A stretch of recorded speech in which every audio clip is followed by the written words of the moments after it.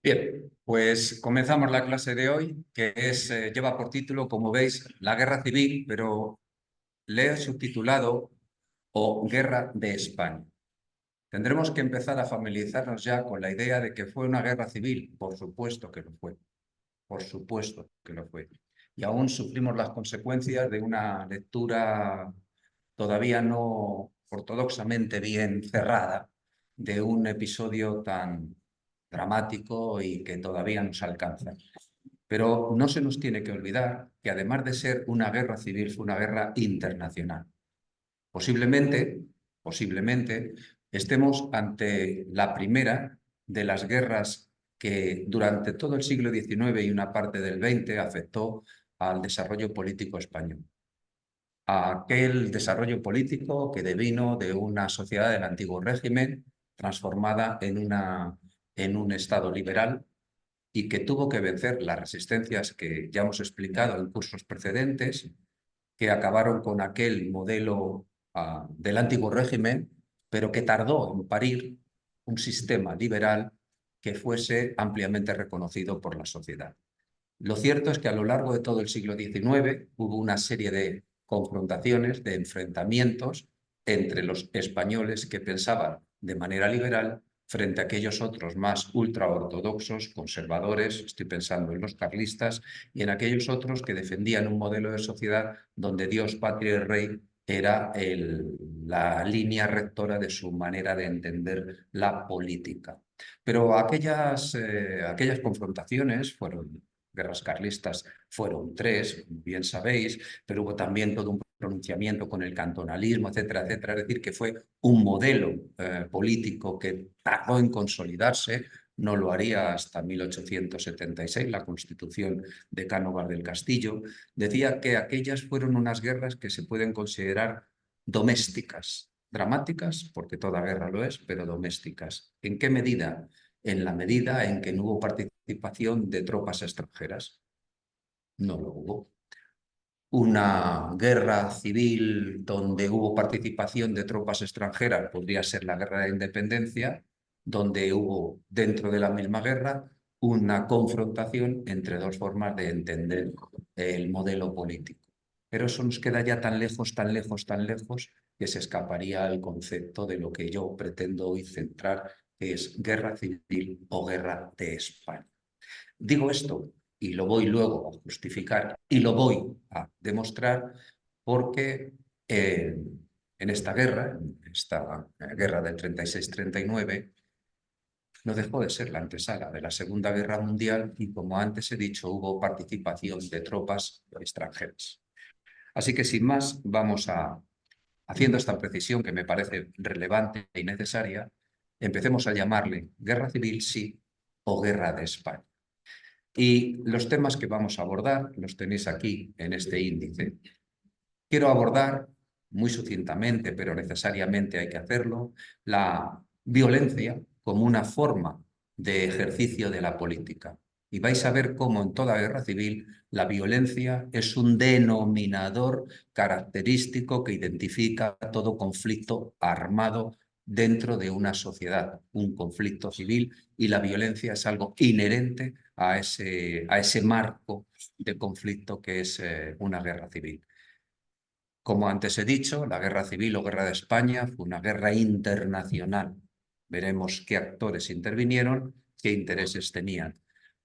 Hablaremos de la conspiración. Ya os adelanto, el otro día os dije que traería algún libro, ya os adelanto que la conspiración empieza a fraguarse desde el mismo momento en que el Frente Popular gana las elecciones el 16 de febrero del 36.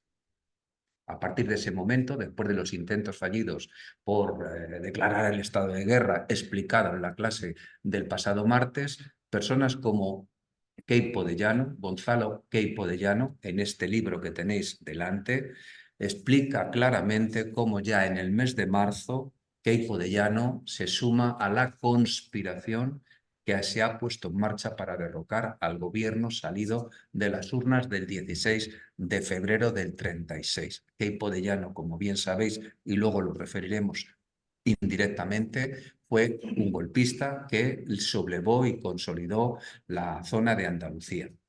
Hablaremos de la financiación de la guerra. Dije también el otro día que extraería un libro de bolsillo, de estos libros que, en fin, ayudan mucho en el verano en la piscina, dedicado exclusivamente a explicar la financiación de la guerra civil. Son unas pocas páginas, como veis, hace peso, son 1.300 páginas. El autor es José Ángel Sánchez Asiaín, seguramente os suene. Fue el presidente del Banco de Bilbao y con la fusión el presidente del Banco Bilbao Vizcaya. Pues este señor, en un libro, como digo, de bolsillo, explica la financiación de la guerra civil. Os dije el otro día que os lo traería para apoyar el argumento de parte de los argumentos que están aquí explicados. Por tanto, la financiación de la guerra. Cómo la República va a valerse del oro que tiene el Estado depositado en el Banco de España y cómo los sublevados van a necesitar de créditos internacionales que les van a facilitar Alemania e Italia para financiar la guerra. Y el costo que tuvo para cada uno de los bandos, es decir, para los españoles en su conjunto, las operaciones militares en la propia guerra. Incidiremos en esa idea que yo ya he explicado en mi libro y que sigo defendiendo y que conmigo lo defienden muchos más autores, de república burguesa a república popular. Y como ítem de lo que quiero decir, explicaremos la llegada al poder de Francisco Largo Caballero en septiembre del 36. Y la llegada al poder significa lo que vais a ver cuando lo explique, pero ya de entrada significó el control absoluto por parte de los asesores soviéticos que vienen aquí, que son los que van a dirigir de alguna manera parte de esas operaciones militares o al menos van a estar detrás de muchas de esas operaciones militares. No digo que fueran ellos los causantes, pero sí los inductores intelectuales o ayudaron bastante a ello. Por tanto, hablaremos del papel de la URSS y de sus agentes. Muchos de ellos vinieron camuflados con el carnet de periodistas. El carnet de periodista permite moverse con libertad en determinados ámbitos y es el que se usa por parte, en fin, de manera recurrente por parte de los espías para hacer su trabajo con mayor libertad de acción. En definitiva, están informándose. Otra cosa es que informen luego a unos medios de comunicación. Dos conceptos de entender la política frente a frente. Son dos diapositivas. En una, el concepto que tenía Franco. Franco era un militar, como todo el mundo sabe. Como dijo Antonio Domínguez Ortiz en un libro hace ya, en fin, tiempo publicado, España, 3 milenios de historia, os lo recomiendo si no lo habéis leído. Es un libro, se lee muy fácil, solo los maestros pueden escribir ese tipo de libros. En media página te explica procesos que otros necesitamos mucho más desarrollo. Habla de una España en blanco y negro, la de Franco, y un régimen cuartelero. Por tanto, era un militar frente a Azaña. Y el famoso discurso que termina con las palabras de paz, piedad, perdón. Lo hablaremos en dos diapositivas, lo dejaremos sustancial.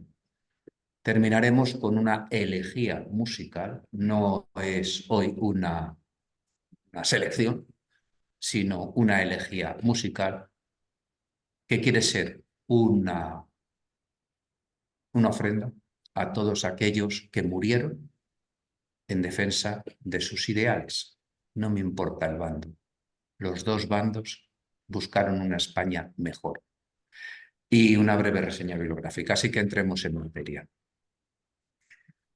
Como veis en la diapositiva, la guerra civil es una forma de violencia en el ejercicio de la política.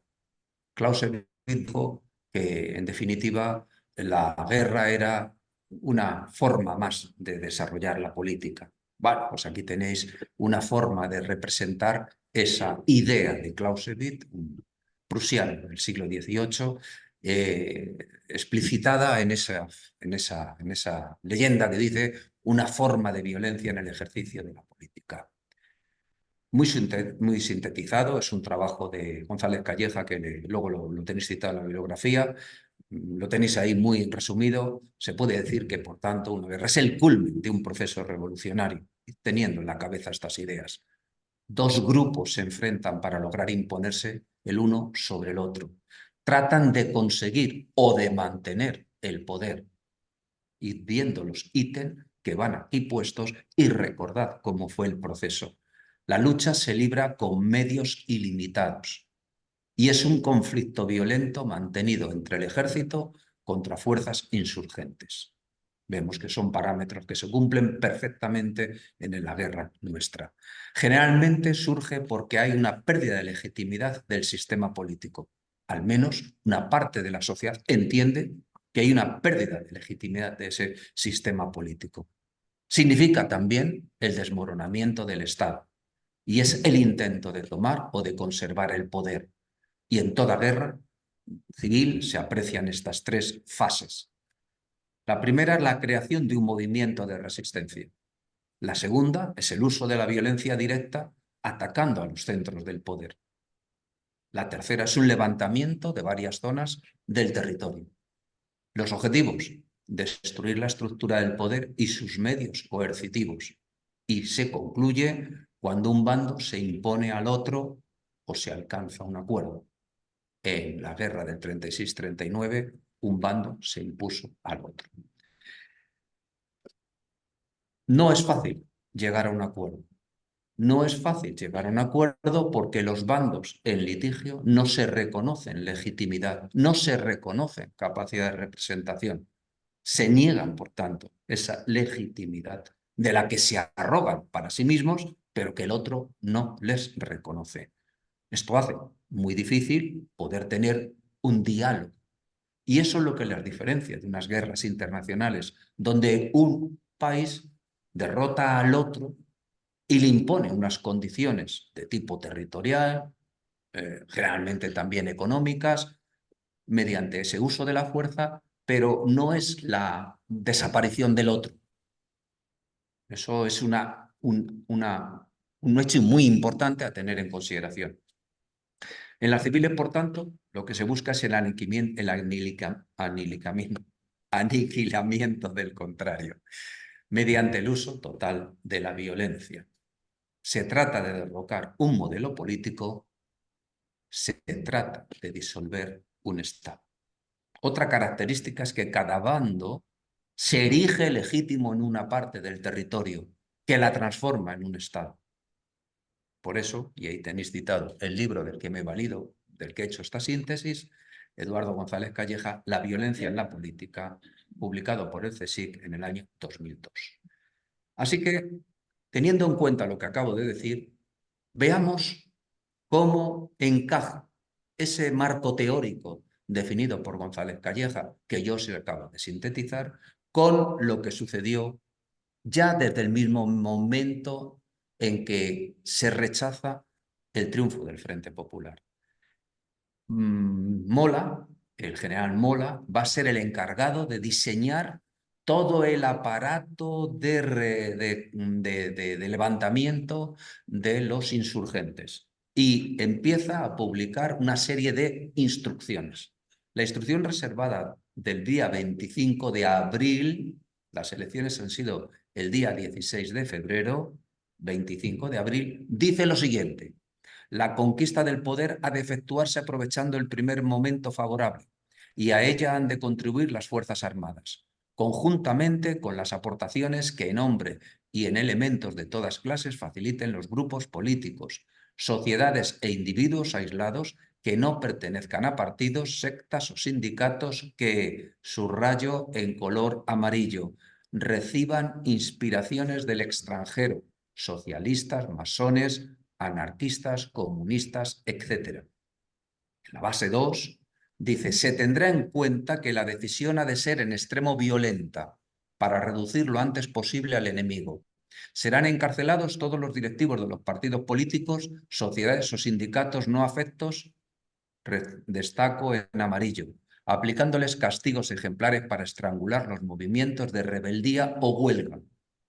La Junta de Defensa Nacional que crea una suerte de Estado, un Estado que se erige en la parte sublevada, se crea el 25 de julio. ¿No tenemos aquí los elementos de los que estaba hablando González Calleja en su libro citado? Veis que hay una pérdida de legitimidad del sistema político, aniquilar al contrario mediante el uso de la fuerza y la creación de una forma de Estado. Por tanto, ese marco teórico que ha explicado González Calleja en el libro citado se cumple perfectamente en este levantamiento, en esta guerra civil. ¿Qué hace el bando insurgente? Lo que hace es que usa una herramienta que es el bando de guerra. ¿En qué se basa? Se basa en la Ley de Orden Público de julio del 33, que dice literalmente lo siguiente: los que se alcen en armas contra la Constitución del Estado republicano, contra el presidente de la República, la Asamblea Constituyente, los cuerpos colegisladores o el gobierno provisional ilegítimo. Eso es lo que dice la Ley de Orden Público para reprimir cualquiera de estos actos contemplados en lo que acabo de decir.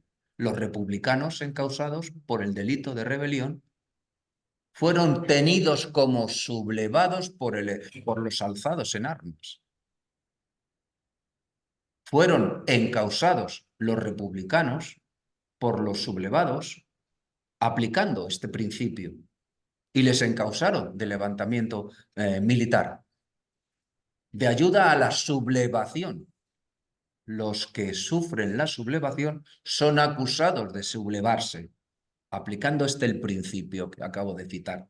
Serrano Suñer, en unas memorias que publicó en los años 80 en la colección Espejo de España, la editorial Planeta, explica que es la justicia al revés. Serrano Suñer. Pero lo que se hizo entonces es que aquel ordenamiento jurídico de la República, no solo de la República, también la Constitución de Cánovas del Castillo de 1876, reconocía la figura del jurado en los juicios, normales. En consecuencia, lo que va a hacer es sustituir la función del jurado dándole una mayor fuerza al juez y sustituyendo a ese jurado por unos tribunales militares donde se integran militares. Por tanto, lo que se le va a dar es mayor peso a la decisión jurídica resultante de ese juicio desde la perspectiva militar, nunca desde el derecho, siempre desde la aplicación de este principio militar anteriormente citado. Por tanto, fue concebido con un carácter totalizador. Se confundió estado de guerra con tiempos y zonas de guerra. El ejemplo lo tenéis aquí. El bando del general en jefe del Ejército del Sur de febrero del 37, Queipo de Llano, dice: quedan sometidos a la jurisdicción castrense todos los delitos cometidos a partir del 18 de julio último, sea cual fuere su naturaleza. No solo naturalezas de tipo alcista, como pudieran ser levantarse en armas contra la Constitución, etcétera, explicadas. Cualquier tipo de delito con carácter retroactivo al 18 de julio. Otra de las anomalías jurídicas, porque generalmente, salvo situaciones anómalas como la que acabo de comentar, las leyes no pueden tener un carácter retroactivo, porque tener un carácter retroactivo sería penalizar actos que en su día fueron legales, porque se ajustaron a otro derecho. En el bando insurgente, por tanto, esa articulación de la violencia se va a hacer mediante juicios sumarísimos, es decir, abreviados, que es lo que se aplicó a los enemigos de la supuesta sublevación, que es el concepto que les dieron los insurgentes a aquellos que se mantuvieron fieles a la República, por lo que ya acabo de explicar. Pero hubo también violencia extrajudicial. Eso se lo dejaron a los elementos civiles al servicio de la sublevación. El objetivo era aniquilar al contrario mediante los paseos. Casanova, Julián Casanova, eso le llama terror caliente, asesinato sin procedimiento judicial. ¿Qué pasó en el bando republicano? ¿Qué pasó en el bando republicano? Pues son los mismos parámetros. La violencia es exterminar al otro. Hablaremos de las checas. Son los mismos parámetros. Las causas Justificadoras es el golpe de Estado. Ha habido un colapso del gobierno. El gobierno republicano burgués colapsa. El día 19 de julio hay una manifestación multitudinaria en la que se le pide al gobierno que dirige José Giral que entregue armas a los milicianos para defender a la República. ¿Por qué ha colapsado el Estado? Sí. ¿Por qué una parte del ejército se ha sublevado? Sí. ¿Por qué una parte de las fuerzas de seguridad están con los alzados? Sí. Pero se aprovecha esa situación de confusión y va a ser ese pueblo armado, milicianos, militantes, obreros, sindicalistas y no sindicalistas, a la que se les entrega un fusil, que es lo que quería evitar el gobierno de la República, armar a las milicias. A partir de ese momento quedan desarbolados, porque el Estado republicano ha colapsado, carece de fuerzas represoras y los burgueses pierden la autoridad en beneficio de las masas obreras. El poder formal lo tiene el gobierno burgués del Frente Popular, lo acabo de decir, José Giral. Giral va a ser presidente del gobierno hasta el 4 de septiembre del 36, en que sea nombrado Francisco Largo Caballero. Pero ya explicamos el otro día que los socialistas no eran republicanos, eran marxistas, y que había dos almas dentro del PSOE. Lo explicamos el otro día. Largo Caballero, ortodoxo, marxista, maximalista, frente a un Indalecio Prieto más posibilista. Se impuso Largo Caballero. Pero lo explicamos el otro día, solo lo recuerdo. El poder formal entonces, ¿quién lo tiene? Casares Quiroga, pero está desarbolado. Perdón, José Giral, porque Casares Quiroga es el que está al frente del gobierno el día que se produce la sublevación. Dimite Martínez Barrio, el que luego va a ser presidente, el que era el presidente de las Cortes, se le nombra presidente de gobierno, pero intenta hablar con Mola para llegar a un entendimiento. Y naturalmente queda desautorizado, porque eso trasciende. Y es cuando se nombra al farmacéutico José Giral. Es el que arma las milicias. Ese poder informal pasa a manos de las organizaciones obreras armadas, de los milicianos. La conclusión entonces es que la reacción trajo la revolución. Son palabras, creo que perfectamente bien resumidas de la situación. González Calleja, Casanova, todos estos autores vienen a concluir, por tanto, que la reacción trajo la revolución. La articulación de la violencia, una vez que el Estado ha colapsado y se ha dejado en manos de individuos que se arrogan para sí la defensa de la República en este caso, y defender, por tanto, a la República, va a ser el modelo soviético, las checas. Pero recordad cuando estuvimos hablando de las checas, la clase que dedicamos a la Revolución Rusa, recordad cuál era la idea que sustanciaba lo que era una checa. Lo vamos a leer. La comisión extraordinaria no es una comisión investigadora ni un tribunal. Es un órgano de la lucha que actúa en la primera línea de la guerra civil. No se juzga al enemigo, lo golpea. No estamos haciendo la guerra contra los individuos, estamos exterminando a la burguesía como clase. No buscamos pruebas o testigos para revelar hechos o palabras contra el poder soviético. Todo nacido en la Revolución de 1917. La primera pregunta que formulamos es: ¿a qué clase pertenece? ¿Cuáles son sus orígenes, su crianza, su educación o profesión? Estas preguntas definen el destino del acusado. Tal es la esencia del terror rojo. No es una lucha contra los individuos, es una lucha para exterminar a una clase, la burguesía. Así que, alto y claro. ¿Cuáles fueron las herramientas? Los tribunales, claro. Hay que revestir la violencia formal, hay que revestirla. De la misma manera que en el otro bando había juicios sumarísimos, aquí serán los tribunales populares. ¿Cómo se formaba un tribunal popular? El origen es una orden del 23 de agosto del 36. La estructura es un juez o tres más un jurado. Pero ahora el jurado ha sido sustituido. Los componentes civiles que representan a la sociedad, que son los que van a enjuiciar el hecho que se sustancia en un juicio, han sido sustituidos ¿por quién? Por miembros de los comités de los partidos. Luego, lógicamente, ya no hay imparcialidad. Obviamente, estamos disfrazando un acto jurídico al que le pretendemos dar una formulación legal, pero estamos trucando parte de las herramientas de la manera que va ahí explicado. Las competencias fueron de menos a más, de la misma manera que en el bando insurgente terminó todo siendo sujeto de acción de un militar, de un tribunal castrense, aquí pasa lo mismo. Empezaron entendiendo de delitos militares o comunes cometidos tanto por militares como por civiles y pronto sumaron traición y espionaje. Al final fue darles el monopolio de la jurisdicción penal. La coacción fue otra forma de violencia. La arbitrariedad era la guía. La vida quedaba al criterio de un comité de turno de la checa en cuestión. Una forma de coacción, una manera de explicar cómo se lleva a cabo esa coacción, lo tenéis en esta alianza de intelectuales antifascistas. Se crea el 19 de julio. El día 30 se presentaba en sociedad y se le pedía a todo el mundo, vía coacción, que se solidarizara con ello. ¿Hubo coacción? Claro.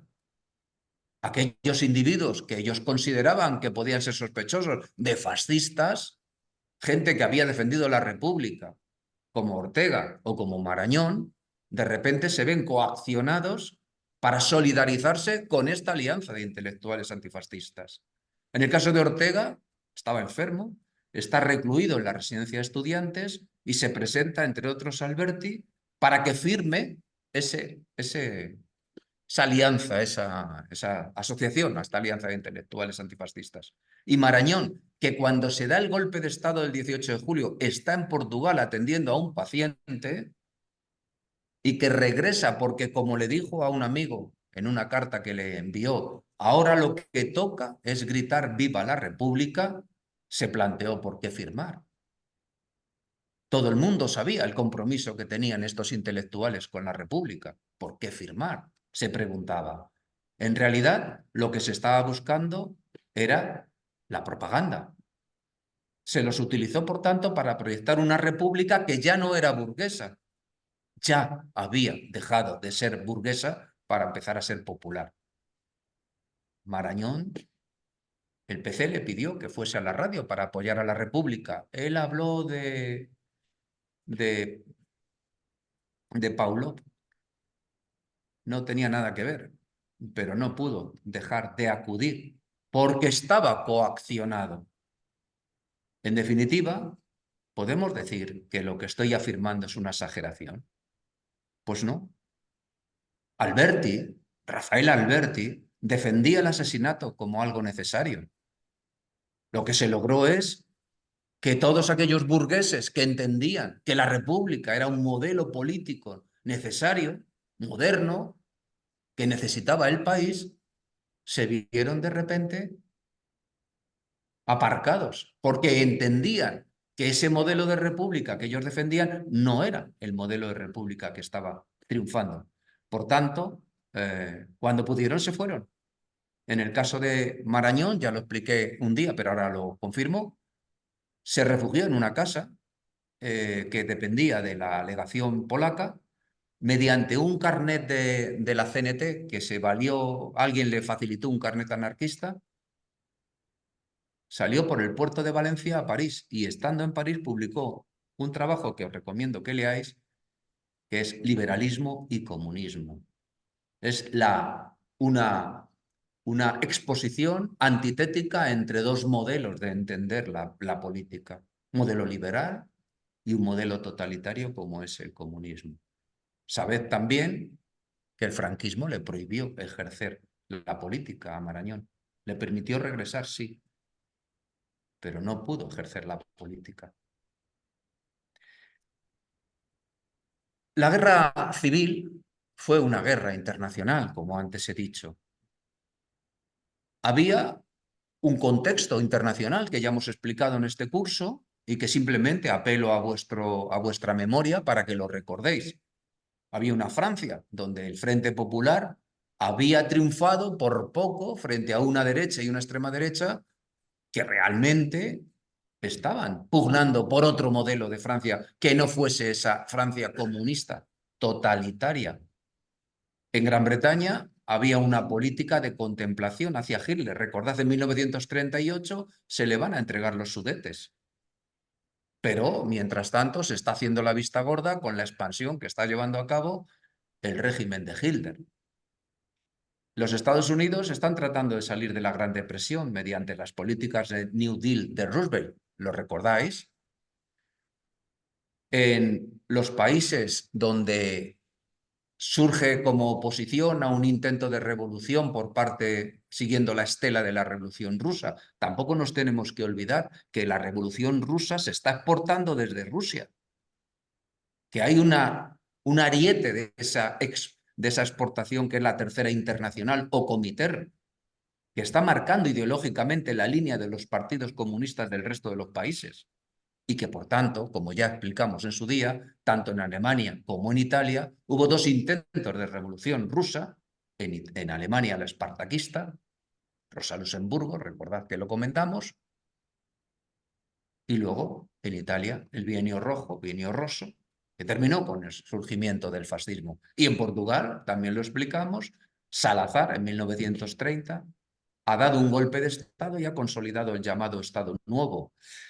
Y en la Unión Soviética, el triunfo del comunismo y la exportación, como antes he dicho, de todo ello. Así que, ¿de qué se trata? Se trata, por parte de Alemania e Italia, de erosionar los sistemas que se han montado tras Versalles. Por eso, muchos historiadores sostenemos, que realmente no hubo dos guerras mundiales. Desde luego no en Europa. Que hubo una guerra de 30 años con un armisticio de 20. Que hubo una guerra que empezó en 1914 y terminó en 1945 con un armisticio de 20 años. Porque Versalles lo único que hizo fue cerrar en falso aquel conflicto llamado Primera Guerra Mundial o Gran Guerra. Y como uno de los grandes perjudicados, ya explicado en este curso, fue Alemania, la llegada de los nazis al poder significó tratar de revertir lo que en Versalles se había sancionado en contra de Alemania. ¿Lo recordáis? Vale, entonces se trata de sumar países a la causa de este movimiento. Francia y Gran Bretaña tienen una política interior que es tratar de salir de esa Gran Depresión. Ya lo adelanto. El día 28 de mayo, me parece, hablaremos de los otros españoles, el dolor del exilio. Francia, en 1939, va a tener más de 1 millón de inmigrantes de toda Europa, 500.000 españoles. Están tratando de salir de una gran depresión y están recibiendo, en el caso de Francia, inmigración de otros países. La política exterior que van a seguir es que no se altere el statu quo, que no se altere para nada la relación de poder que hay, en este caso en el Mediterráneo, algo que quiere romper Italia. Algo que quiere romper Italia, a lo que va a jugar el Estat català y la Generalitat, que no va a tener empacho en tratar de pactar con Mussolini el reparto del Mediterráneo si a cambio recibe de Mussolini el apoyo para una república catalana. El otro día, más o menos, quedó insinuado, hoy explicitado. Por tanto, no les interesa para nada que el statu quo que ellos tienen en el Mediterráneo cambie. Gran Bretaña, como bien sabéis, tiene Malta, Chipre, Egipto, el canal de Suez, que es su canal vital que le comunica con la India. Y los franceses están controlando Argelia, Túnez y Marruecos. Los italianos no son capaces de someter Libia. Les está costando sangre, sudor y lágrimas. Y mucho dinero. Los Estados Unidos tienen una política de repliegue, de no intervención en Europa. Y la URSS, pues como bien sabéis, está consolidando su modelo de desarrollo vía planes quinquenales, ha quedado al margen del crack del 29 porque no está sujeta a los ciclos comerciales del capitalismo, tiene sus propias dinámicas ya explicadas, donde el pagano fue el campesino ruso, porque se exportaba materia prima y a cambio se importaba dinero y esas divisas se aplicaban a la industria pesada y esa es la que estaba desarrollando la URSS. ¿Lo recordáis? Vale. Por tanto, el sistema es un fuerte desarrollo económico basado en esas infraestructuras y triunfa la tesis de Stalin frente a la de Trotsky, que habla de la expansión de la exportación del modelo revolucionario. Por tanto, hemos llegado al punto en el que hay que explicar por qué definimos que esto fue una guerra internacional. ¿A qué países le podía interesar la guerra civil? Alemania, Francia, Gran Bretaña, Italia, Portugal, Estados Unidos, Unión Soviética. Lo tenéis ahí marcado. Lo tenéis aquí marcado.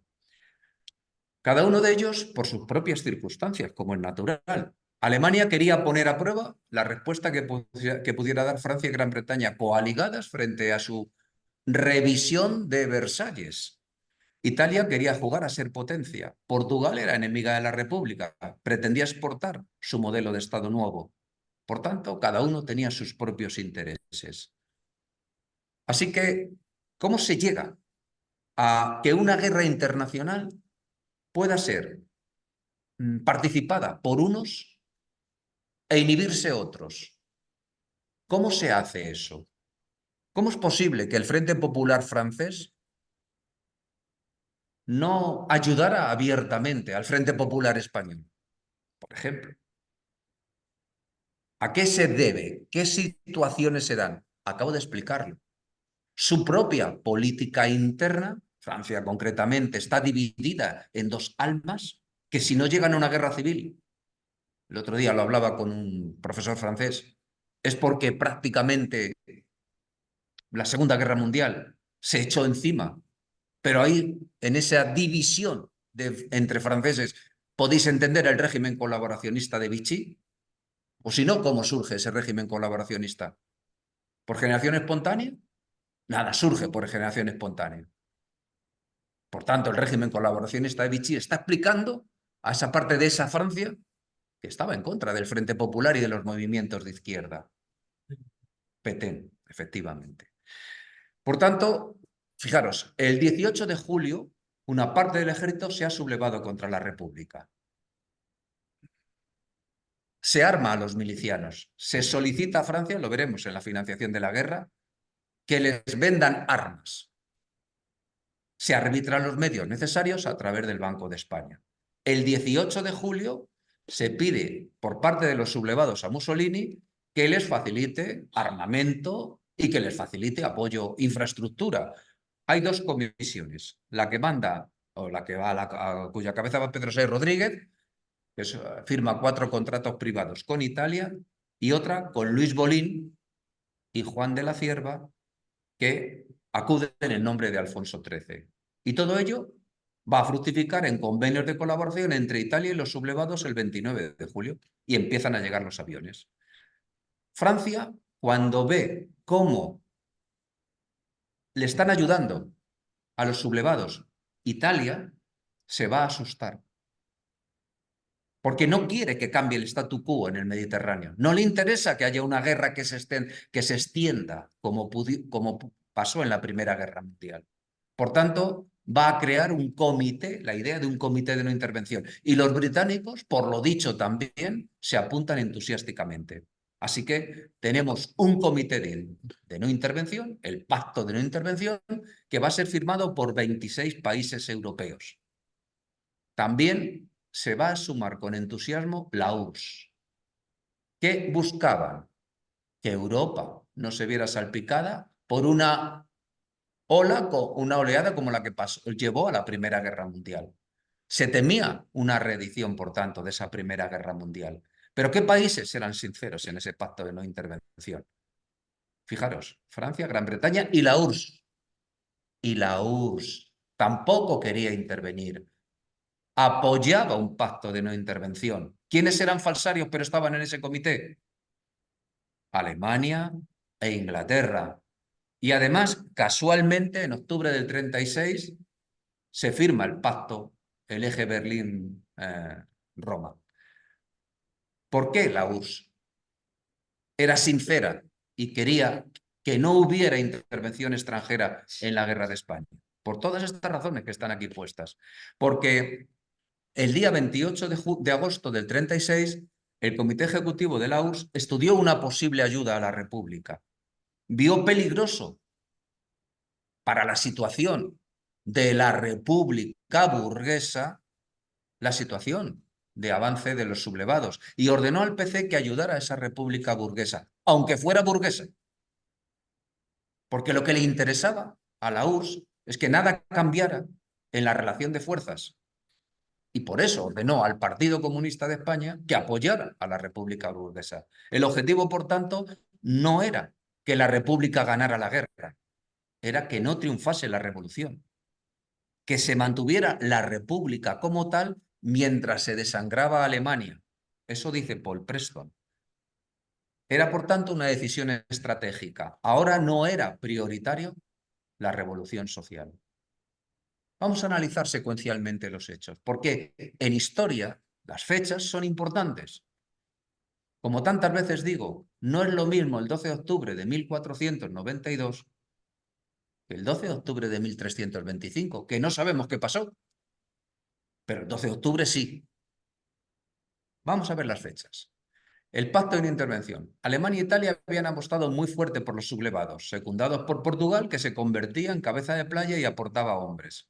La URSS vivía con preocupación la situación porque Francia y Gran Bretaña, sobre todo estos dos, cumplían el pacto. Pero el eje Berlín-Roma más Lisboa, firmantes del pacto de no intervención, no lo cumplían y sí intervenían. Así que, ¿qué opciones tiene la URSS? Denunciar ante el comité la actitud germano-italiana. Y si no lo consigue resultados apetecibles, intervenir a favor de la República. La URSS toma posiciones. El 26 de agosto, el Politburó, lo he dicho antes, estudia ayudar a la República de forma indirecta. El 28 de agosto, el Comité o Tercera Internacional le indica al PC que apoye a la República, que evite la revolución. Nombra como embajador en España a Rosenberg, que viene con asesores. Aquí están todo ese conjunto de asesores disfrazados de periodistas que van a permear las capas dirigentes españolas, como antes he dicho al presentar la clase. El 14 de septiembre, Stalin pide que se estudie cómo enviar material de guerra a la República. El 7 de octubre, ante la inoperancia de la no intervención, la URSS envía un barco con armas y anuncia en Londres que pasa a ayudar. Y el 15 de octubre, ¿qué pasa el 15 de octubre? El barco llega a Cartagena y Largo Caballero envía una carta al embajador de la Unión Soviética diciéndole que está dispuesto a enviar 500 toneladas del oro que se atesora en el Banco de España a Moscú. ¿Veis que hay unos huecos en la diapositiva? Vamos a rellenarlos. El 26 de agosto el Politburó estudia ayudar a la República de forma indirecta. Aquí están las brigadas internacionales. El 14 de septiembre, Stalin, que se estudie cómo enviar ayuda a la República. Aquí está la liberación del Alcázar por parte de Franco. El 10 de octubre, Largo Caballero crea el Ejército Popular. Las fechas en historia sí son importantes. Queda claro, ¿verdad? En octubre del 36 llegan las brigadas internacionales. ¿Quién las está organizando? La URSS. ¿Pero cómo lo hace? Indirectamente, a través del Comité o Tercera Internacional. ¿De quiénes se valen? De Martí, que era el secretario general del Partido Comunista francés, y de Luigi Longo, que lo era del italiano. Y van a listar a infinidad de gente comprometida con la causa comunista frente a la fascista, y muchos de los parados que había en Europa en esa crisis también se van a apuntar. La guerra, por tanto, fue una guerra internacional. En España hubo una guerra doméstica, como decía al presentar la clase. Podríamos, por tanto, decir lo que ya he dicho. una guerra de clases. Un bando fue a exterminar al otro, otra de las características de la violencia en la guerra civil, que explica González Calleja en el libro ya citado. Se enfrentan dos visiones antitéticas: la burguesía frente al proletariado. El planteamiento, no cabe duda, visto así, que es como nos lo quieren hacer ver, es demasiado reduccionista. Porque dentro de esa burguesía y dentro de ese proletariado había gente transversal. Naturalmente que dentro de la burguesía había agnósticos, ateos, anticlericales, masones. Martínez Barrio era masón, pero como tantos otros. Como tantos y tantos otros militares también eran masones. Esto es una característica decimonónica. Esa gente es burguesa, no es proletaria. En cambio, hay proletarios que son creyentes. Fijaros qué cruzado están las cosas. Por tanto, reducirlo a una lucha de clases, que lo hubo, en sí mismo no justifica todo y no lo explica todo.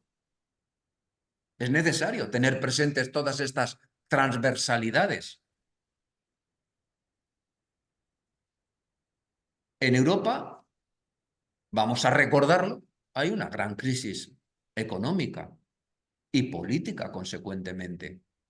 Porque ese final de la Primera Guerra Mundial, esos tratados, la paz de París, los tratados que se firman en París en 1919, los distintos, entre ellos el más famoso y afamado, el de Versalles, lo que está haciendo es eliminar el modelo de supraestados, imperios, desaparecen los imperios y surgen nacionalidades. Ya lo hemos explicado, simplemente lo recuerdo. Hay una crisis social, pero esta crisis social es multicausal. Hay un horror a que se vuelva a producir lo de la Primera Guerra Mundial. Los valores sociales se han subvertido. Recordar los felices 20, el dadaísmo, todos estos movimientos de vanguardia que cuestionan la sociedad heredada y que quieren vivir al día. Famoso libro de Jules Benda, este filósofo francés, sobre la traición de los clérigos, entendiendo como clérigos, aquí se tradujo como la traición de los intelectuales. Pero en francés es la traición de clerc.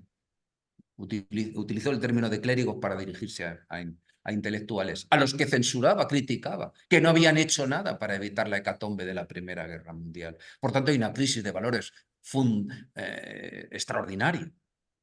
Y desde luego la hay económica. Pagar la deuda de Versalles alteró todos los flujos financieros, lo hemos explicado.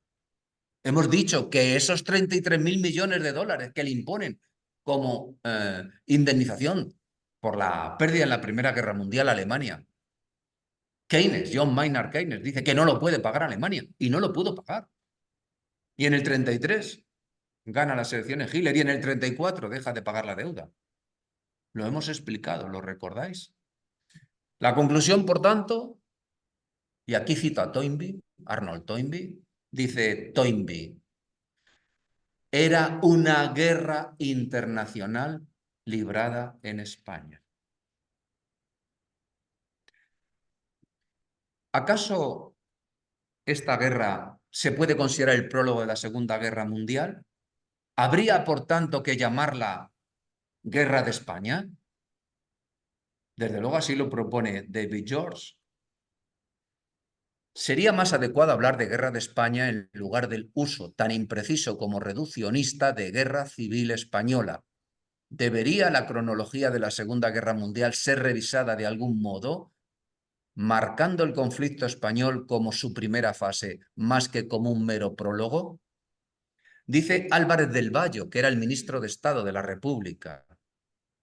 Dice: los campos ensangrentados de España son ya en realidad los campos de batalla de la Guerra Mundial. Esta lucha, una vez comenzada, se transformó inmediatamente en una cuestión internacional. El agresor ha recibido, esto es una realidad incontestable, una ayuda moral y material de los estados cuyo régimen político coincide con aquel a que aspiran los rebeldes. Septiembre del 36. Septiembre del 36. Ya está claro que el apoyo decidido de Alemania y de Italia, y en menor medida de Portugal, es firme y se va a mantener hasta el final. Y como dijo Azaña, cirujano del lenguaje, la única no intervención efectiva aplicada a España fue la no intervención de la Sociedad de Naciones. Me parece que no es necesario añadir mucho más. Aquí tenéis el libro de Jorge, que lleva el título de Inseguridad Colectiva, la Sociedad de Naciones, la Guerra de España y el fin de la paz mundial. Hablemos de la conspiración. Hablemos de la conspiración. Lo decíamos el otro día. Lo vamos ahora a sintetizar con fechas muy sucintas. Las elecciones de febrero del 36, en las que gana el Frente Popular de la manera que ya expliqué el otro día, lleva a que Gil Robles, como ministro de la Guerra, y a Franco solicitar de Portela Valladares, presidente del gobierno, que le pida al presidente de la República, Alcalá Zamora, la declaración del estado de guerra. Portela Valladares está en franca huida, está asustado. Lo explicamos el otro día, lo estoy recordando. ¿Veis el contexto? Y Azaña llega al gobierno en su calidad de presidente del gobierno. En marzo del 36 se dan los primeros pasos, y lo dice Queipo de Llano en este libro. El propio Queipo de Llano lo dice. En marzo del 36 se pone en contacto ya con el germen de la conspiración y se suma a ella. Por eso, cuando Azaña, a través de una tercera persona, le traslada a Alcalá Zamora, Queipo de Llano y Alcalá Zamora eran consuegros, le traslada a Alcalá Zamora que su consuegro Queipo de Llano está conspirando contra la República, Alcalá Zamora, en sus memorias, lo tenéis citado en mi libro, no me he traído todos los libros, Alcalá Zamora, en sus memorias, dice que no se lo puede creer, que son maledicencias de Azaña. Lo dice Queipo de Llano, el propio Queipo de Llano. Nada sospechoso. En abril del 36, la primera instrucción reservada de Mola dice: la conquista del poder ha de efectuarse aprovechando el primer momento favorable. Y hay dos frentes. El político, cuya cabeza visible va a ser José Calvo Sotelo, quien fuera ministro de Hacienda en la dictadura de Primo de Rivera, que se va a sumar entusiásticamente desde el primer momento, porque está integrando ese colectivo más conservador o ultraconservador que está englobado dentro del epígrafe de un partido político que se llamaba Renovación Española.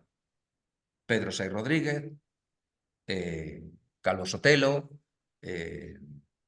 Ramiro de Maeztu y tantos otros. ¿Se va a sumar Gil Robles? Sí, pero ya tardíamente.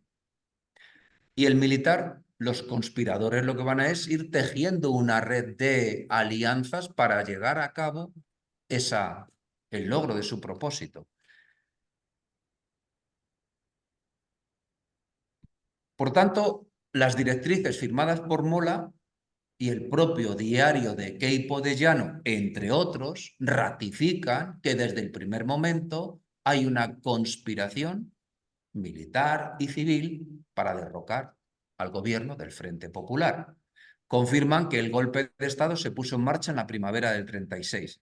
Que se tuviera que justificar como una necesidad obedece a la esfera justificativa, justificar la sedición. ¿Cuál es el plan de acción?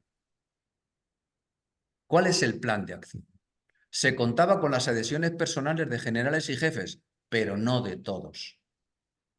De otros se suponía que se iban a sumar. Por ejemplo, ¿qué iba a hacer Mis Islas Canarias? Era gallego. Os voy dando una pista. Era gallego.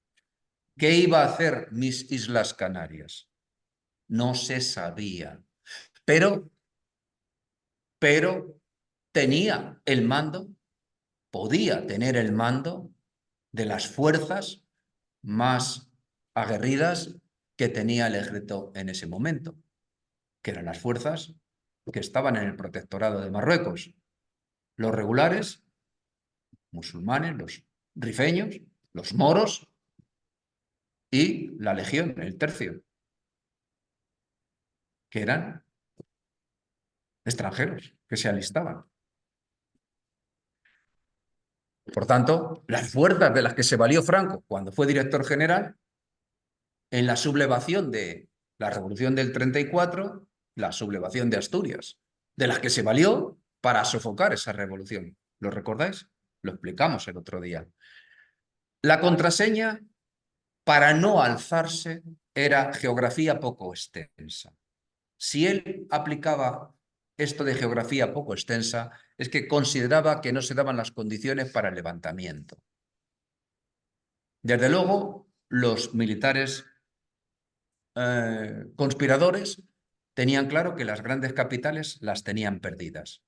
Madrid, Barcelona, Valencia, etcétera. Aunque lo intentaran, no iban a contar con el apoyo porque el movimiento sindical era muy fuerte, el movimiento burgués también. Y como bien sabéis, en Madrid se sublevó Fanjul, el cuartel de la montaña.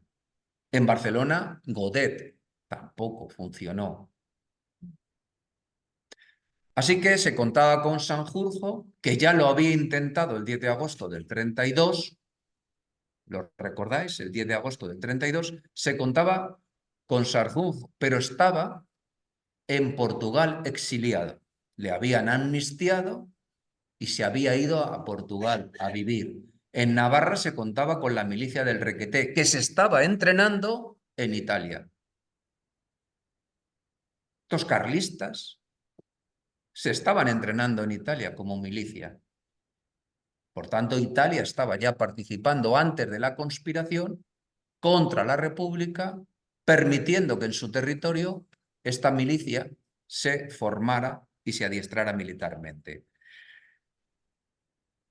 Ahí tenéis citado Marruecos Yagüe, estaría como coronel al frente de la Legión y estaría a las órdenes directas de Franco. Y el apoyo civil serían los falangistas, los carlistas, los católicos, los monárquicos, etcétera, todo el que no era republicano, ciertamente. Y aquí tenéis a mis Islas Canarias, en el año 36. Todo estaba previsto para el 18 de julio, pero mis Islas Canarias escribe el día 12 desde Tenerife, geografía poco extensa. Mola se irrita, porque todo está previsto para el 18 de julio. Mola se irrita. Y vi a Francisco Herrera Oria, el hermano de Ángel Herrera Oria, que ya no está en España, porque ha dejado el periódico El Debate, del que era director, para hacerse clérigo, y se ha ido a un seminario a Friburgo. Ángel Herrera Oria luego llegaría a ser cardenal Herrera Oria. Pues el hermano de Francisco Herrera Oria se incorpora a la sedición haciendo de enlace y pide tiempo para que Franco pueda incorporarse. ¿Qué hace Mola? Ordena que se alquile un avión para llevar a Franco desde Canarias hasta Marruecos. Franco está en Canarias porque cuando Azaña ha llegado a la presidencia del gobierno en febrero del 36, va a coger a aquellos militares que considera poco fiables y los va a llevar a sitios distintos y distantes. A Mola lo lleva a Pamplona, no sé si se equivocó. A Franco lo lleva a Canarias, a Tenerife, y lo pone bajo las órdenes del general Balmes, que es el gobernador militar. Herrera Oria y Gil Robles se van a San Juan de Luz y piden dinero. Se entrevistan con Juan March. Me sigue llamando la atención el papel tan relevante que jugó Juan March en la conspiración y en la financiación de la guerra, y sigue su figura incólume. Me llama la atención. Pero bueno, esto es una reflexión entre conocidos. Entrega 2 cheques en blanco. Y esos son los que van a permitir que Bolín y Ricardo de la Cierva alquilen un avión en Londres. El carlista Falconde está a gorrazos con Gil Robles, porque ven las cosas de diferente manera. Gil Robles es un monárquico en la línea alfonsina y Falconde es un carlista tradicionalista. Por tanto, discuten sobre cómo va a ser el día de después. Y Ansaldo es el piloto necesario que va a volar siguiendo las órdenes de Mola hasta Portugal, porque como mis Islas Canarias está indeciso todavía, necesitan que al frente del ejército sublevado o por sublevar en Marruecos haya un general, Sanjurjo. Ansaldo vuela a Canarias, pero al levantar el vuelo capota la avioneta que llevaba Sanjurjo, hay un accidente y muere Sanjurjo. Inglaterra, por parte de Ricardo de la Cierva y Luis Bolín, con ese cheque en blanco que les ha dado Juan March, alquilan un avión, el Dragón Rapid. El 13 de julio se produce el asesinato de Calvo Sotelo. Franco se suma a la rebelión. El problema está en que Franco está en Tenerife. Tiene que ir de Tenerife a Marruecos. ¿Cómo hacerlo? Para no levantar sospechas, se decide que el avión, disfrazado de una expedición de caza, vaya desde Londres, vuele a Las Palmas. Pero en Las Palmas está el superior de Balmes, el superior de Franco.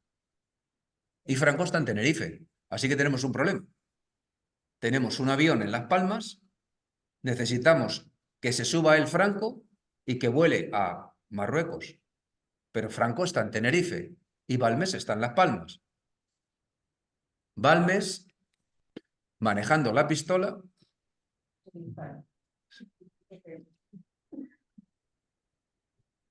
pues se dispara el arma y muere.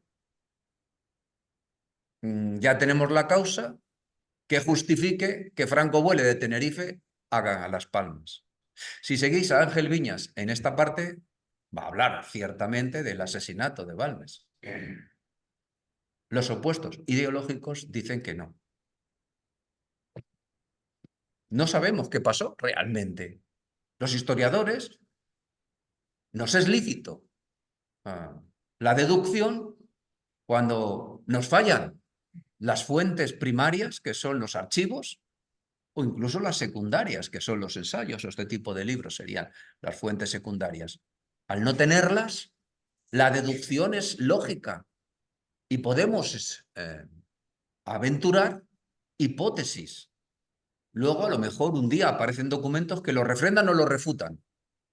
Pero lo cierto es que es casualidad que dieran estas circunstancias en estos momentos tan propicias que justificasen la llegada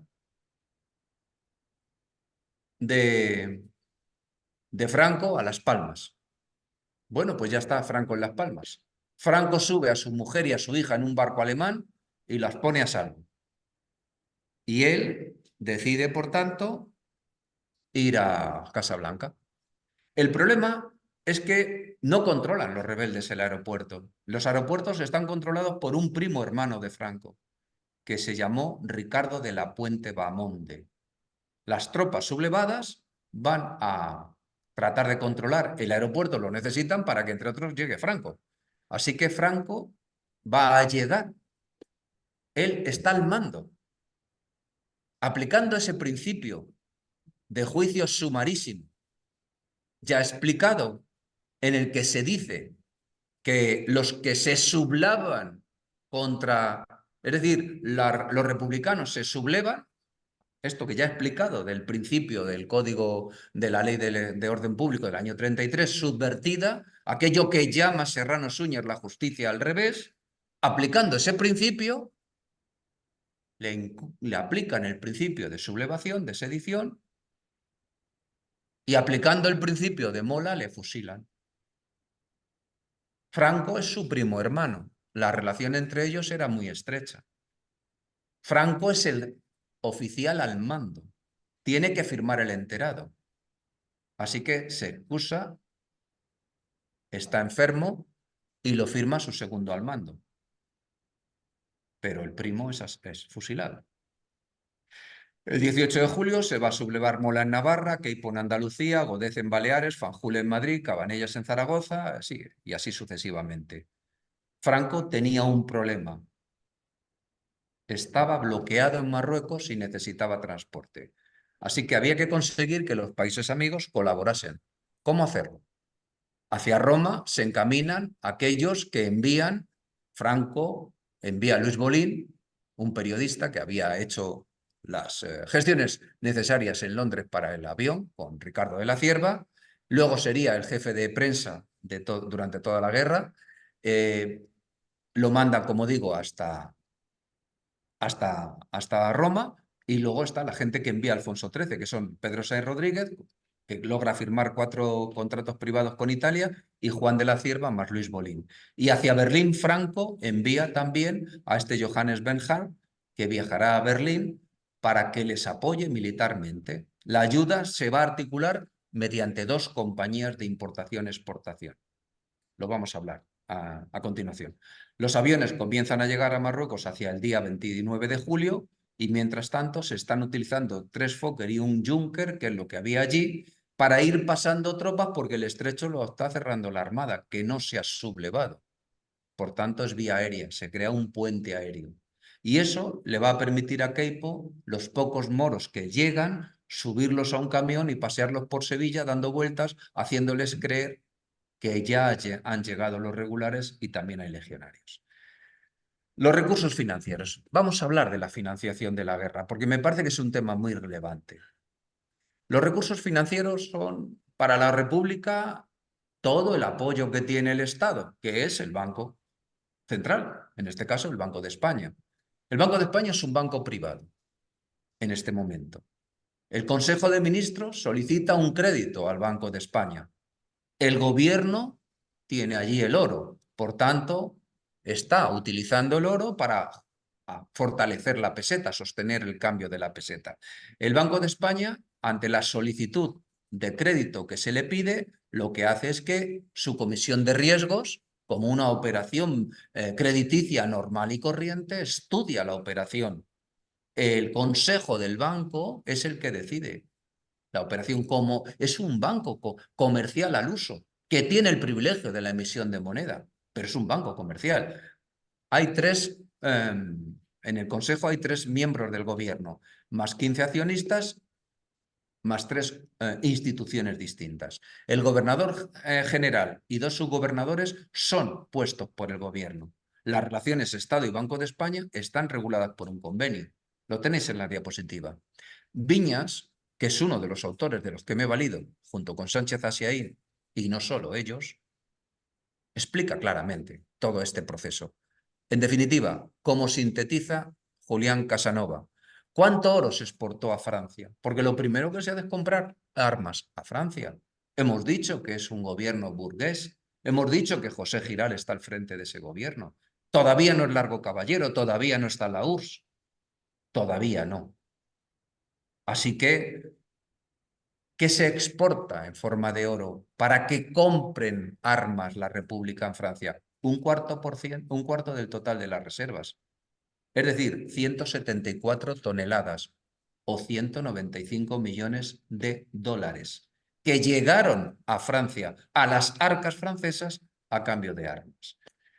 El día 14 de septiembre hay una reunión, otra reunión del primer, en este caso el gobernador más los consejeros, que analizan el traslado o posible traslado del oro si Madrid cae y cae el gobierno. Pasaría a manos de los insurgentes. Así que, según están avanzando las tropas rebeldes, los nervios se van incrementando. Y si ayer recordáis el documental Las cajas españolas, hay que tomar decisiones. Con el tesoro artístico ya visteis lo que se hizo, en este caso es el oro que hay en Moscú. Los anarquistas han urdido un plan para llevarse el oro. Según la pasionaria, buscaban que triunfase su revolución, ese comunismo revolucionario contra el que se van a alzar los comunistas, que son enemigos acérrimos de los anarquistas. por supuesto. Así que Largo Caballero, el día 4 de septiembre, ya lo hemos dicho, es presidente del gobierno y ministro de la guerra. Con las tropas de Franco acercándose a Madrid, el día 10 de octubre, ya lo hemos dicho, se crea el Ejército Popular. El 15, Largo Caballero firma una carta dirigida al embajador soviético ofreciéndole situar el oro en Moscú, 500 toneladas de oro. Llega a Cartagena un mercante soviético con el primer material de guerra. No fue una petición soviética, fue una petición de Largo Caballero. Stalin lo analizó y dio el visto bueno. Así que el día 25 se envían a Cartagena 510 toneladas de oro en 7.800 cajas. El 5 de febrero, tras inventario en Moscú, se firma el acta de recepción de esas toneladas de oro. Sirvió para armar a la República y comprarle a la URSS las armas que le vendió. Por tanto, fueron pagadas con oro. Este tema del oro de Moscú que nosotros hemos vivido y que sacaba el franquismo de manera recurrente en según qué momentos, se sabe desde 1970 que no es que se llevaran el oro a Moscú, sino que sirvió para comprar las armas. Desde 1970 al menos. Fijaros, Juan Negrín, antes de fallecer, conservó, era el presidente de la República en el 39, toda la documentación en su poder, que incluía órdenes de venta de oro para pagar los suministros. Cercano a su muerte, le dijo a su hijo que se lo entregara a las autoridades españolas porque esa documentación tenía que estar en España. Fue estudiada por Juan Sardá, jefe de estudios del Banco de España, y Sardá lo publicó en 1970 en un libro colectivo que lleva por título El Banco de España. ¿Cuánto le costó a la República la guerra? 714 millones de dólares. Sumando los 195 millones de dólares que se le pagaron a Francia y los 518 millones del oro que se situó en Moscú. Aquí tenéis la bibliografía recomendada, entre ellas el libro de Sánchez Asiaín antes citado. ¿De acuerdo? Como digo, un libro de bolsillo apetecible de leer en el verano en la piscina, si alguien está interesado. ¿Cuánto le costó al bando sublevado? Lo tenéis abajo. Exactamente entre 694 y 716 millones de dólares. Más o menos la misma cifra que le costó a la República. Franco recibió de Italia y de Alemania 637 millones más 76, en torno a los 713 millones de dólares. El instrumento fueron 2 compañías de importación-exportación. Franco tuvo que pagar las exportaciones, no tenía oro, tenía el dinero depositado en los bancos, en las sucursales, dentro de la zona que controlaba, pero eso era papel. Eso ya se lo dijo Indalecio Prieto. Sí, tiene dinero, pero nosotros tenemos el oro. Y lo que se paga en el mercado internacional es con oro. Así que Alemania, 240 millones y a Italia de 413 a 456. Todo se pagó. Todo se pagó. ¿De acuerdo? ¿Cómo llegamos de una república burguesa a una república de intelectuales? Ya lo hemos explicado. No simplemente apelo a vuestra memoria. Lo expliqué el otro día, lo he comentado hoy. Eran gente republicana, de izquierda o de derecha, pero eran burgueses. Eran burgueses. A Azaña le hubiera gustado contar con Indalecio Prieto cuando él es presidente de la República. Largo Caballero no lo consintió. Los burgueses, como antes he dicho, se van a asustar. Así que eran burgueses, de izquierda o de derecha, y a ese gobierno de burgueses al que Stalin dijo que había que apoyar para evitar el triunfo de la revolución, que el problema de la revolución social no tenía que darse ahora, había que postergarlo. Todo cambia a partir de septiembre del 36 con Largo Caballero cuando llega al poder. Los soviéticos con Largo Caballero están campando ya a sus anchas. Con el embajador entran, como ya he dicho, muchos asesores, entre ellos Kolstov, Korlov, en fin, mucha gente, no hace al caso citar los nombres. El 10 de octubre se crea el Ejército Popular, el modelo son brigadas mixtas. Son ejércitos en pequeño, dice Madariaga. El número de unidades son 6. Y la referencia es el quinto regimiento de Enrique Lister. Todos son comunistas. Ayer, en este documental de las cajas españolas, se habló de que las tropas que estaban apoyando a la salida de las cajas españolas eran soldados del quinto regimiento, este quinto regimiento. Todos eran comunistas, es el de Lister. Se acentúa, por tanto, la justicia de los tribunales populares, el oro sale a Moscú, llega material de guerra, llegan las brigadas internacionales y la república burguesa deja de existir para convertirse en una república popular. Y los burgueses se asustan. Y el que puede se va. Y se va Ortega, se va Sánchez Albornoz, se va Marañón, se va Pío Baroja, Menéndez Pidal, Chávez Nogales, Clara Campoamor y un largo etcétera. Se acentúa el control de los comunistas sobre la República y llegan, no pasarán. Cuando las tropas de Franco están llegando desde Extremadura, después de liberar el Alcázar, están llegando por la cárcel Modelo, es decir, por la ciudad universitaria, la Moncloa. Y ahí está la cárcel Modelo, lo que hoy es el cuartel general del Ejército del Aire, lo que fue el Ministerio del Aire. Ahí se levantaba la cárcel Modelo. Y ahí estaban, entre otros, se estaban dirigiendo las necesidades e instrucciones para el gobierno irse a Valencia, entre ellos el Tesoro Artístico. Así que los comunistas dan orden de que no salga nadie y se articula todo un sistema de propaganda con el famoso no pasarán y se preparan para la defensa y llega Paracuellos. Jorge Reverte, Jorge María Reverte, en el día 5 de noviembre del 2006 había encontrado una documentación que estaba perdida.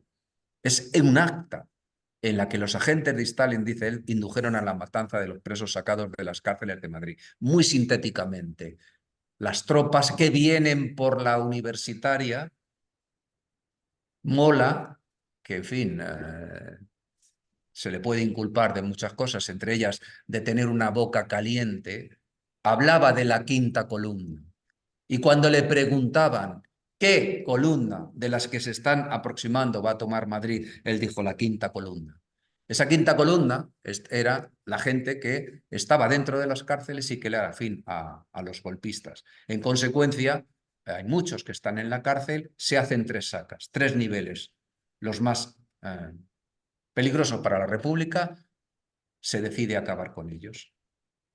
Hay que pactar con los anarquistas. Los anarquistas están controlando toda la periferia mediante una serie de puestos de control. Controlan la periferia. Eso que visteis en el documental, esos controles que había en las carreteras por parte de comités locales. Los comunistas pactan con los anarquistas. Se hacen 3 grupos. Un primer grupo de peligrosos se los lleva a Paracuellos y se los fusila. Otro grupo menos peligroso se los lleva a Cuenca. Y el tercer grupo, que son delincuentes comunes, se les deja en libertad. Y esto nos lleva ya, terminando la clase, a hablar de los 2 conceptos distintos entre Franco y Azaña de entender la política. Decía al presentar la clase que Franco era militar, por tanto, su concepto era cuartelero. Su concepto era cuartelero. Por tanto, era dictatorial, cuartelero, el reglamento como norma de actuación, imposición, ordenancista, disciplinario. El día 1 de octubre del 36 es exaltado a la jefatura del gobierno, pero su hermano sabe manipular por detrás para que lo que se publique en el boletín se diga jefe del Estado. Pero es jefe del gobierno, no del Estado. Vale, se crea una junta técnica para llevar a cabo la administración. En abril Se acabó eso de que hubiera falangistas, carlistas. Por decreto todos se integran en un partido único. Y el que no le guste, represaliado. Eso le pasó a Fanjul, falangista de primera ola. En enero del 38 se crea ya el primer gobierno integrado por las distintas familias políticas. Recordad que explicaba González Calleja en su libro sobre la violencia en la guerra civil que una de las cosas que caracteriza las guerras civiles es que uno de los bandos, el sublevado, crea un Estado dentro del territorio que controla. Bien, aquí lo tenéis. Se aprueba la Ley de Administración Central del Estado, vinculaba la presidencia del gobierno con la jefatura del Estado y, fijaros, lo que dice ABC el 17 de julio del 38. Creemos en Dios, creemos en España, creemos en Franco. Esperamos en España, esperamos en Franco. Amamos a Dios, amamos a Franco. Y aquí tenéis distinta iconografía del caudillo. ¿Cómo lo veía Azaña? Azaña, justo precisamente en esas fechas, le piden que haga un discurso en la radio nacional que controlaba, no existía la radio nacional como tal, pero bueno, la radio que estaba controlada por la República en Barcelona. Y dice: la guerra civil está agotada en sus móviles porque ha dado exactamente todo lo contrario de lo que se proponía sacar de ella. Y ya a nadie le puede caber duda de que la guerra actual no es una guerra contra el gobierno, ni una guerra contra los gobiernos republicanos, ni siquiera una guerra contra un sistema político. Es una guerra contra la nación española entera, incluso contra los propios fascistas en cuanto que españoles, porque será la nación entera quien sufra en su cuerpo y en su alma. Pero es obligatorio, es obligación moral, sobre todo los que padecen la guerra, cuando se acabe como nosotros queremos que se acabe, de sacar de la lección y de la musa del escarmiento el mayor bien posible, y cuando la antorcha pase a otras manos, a otros hombres, a otras generaciones, que se acordarán si alguna vez sienten que le hierve la sangre iracunda y otra vez el genio español vuelve a enfurecerse con la intolerancia y con el odio y con el apetito de destrucción, que piensen en los muertos y que escuchen su lección, la de esos hombres que han caído embravecidos en la batalla, luchando magnánimamente por un ideal grandioso, y que ahora, abrigados en la tierra materna, ya no tienen odio, ya no tienen rencor, y nos envían con los destellos de su luz, tranquila y remota como la de una estrella, el mensaje de la patria eterna que dice a todos sus hijos: paz, piedad y perdón. Tenéis el enlace para escuchar la grabación, el audio de la grabación. Antes de terminar la clase, que acaba de concluir, y antes de la elegía musical, tenéis aquí una breve reseña. Es inmensa el caudal de bibliografía que hay. Yo he consultado parte de esta que está aquí. Os la pasaré en las diapositivas correspondientes. Y ahora, antes de terminar, hagamos esta elegía musical.